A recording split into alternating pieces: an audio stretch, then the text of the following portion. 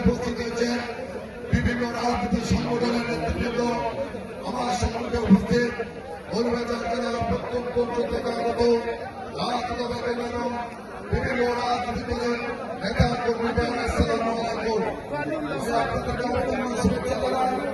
বিভিন্ন উপজেলা থেকে যারা নেতৃত্বে এসেছেন, মৌলভীবাজার পৌরসভা মৌলভীবাজার উপজেলা থেকে যারা এসেছেন, পাশাপাশি আজকে আপনারা উপস্থিত হয়েছেন, আপনাদের কাছে আমি চিরকৃতজ্ঞ এবং চিরঋণী থাকবো।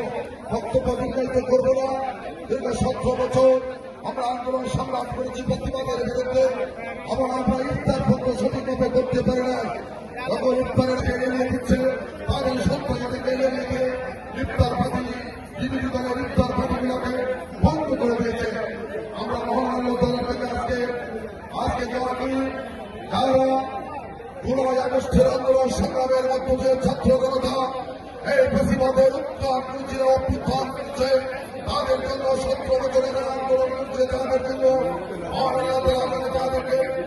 তাদেরকে দেওয়া করে তারা আমাদেরকে আত্মীয়তাকে এই স্বাধীন সার্বভৌমত্ব দেশ পাওয়া দিচ্ছে, বেশিবাদ এবং স্বৈরাচার মুক্ত করেছে, তাদেরকে আমাদের পরিশেষে সবাইকে অভিনন্দন শুভেচ্ছা জানিয়ে আগামীদের শুভেচ্ছা জানিয়ে আপনাদেরকে আমার ঈদের শুভেচ্ছা জানিয়ে আমার বক্তব্য শেষ করছি। আপনারা কষ্ট করে এসেছে, আপনাদের কাছে আমি চিরকৃতজ্ঞ এবং আপনারা যার যার জায়গায় বসে আপনারা ইফতার করবেন। সবাইকে ধন্যবাদ। আপনাদের সম্মুখে বক্তব্য রাখবেন মৌলভী বেগম খালেদা রব্বানী।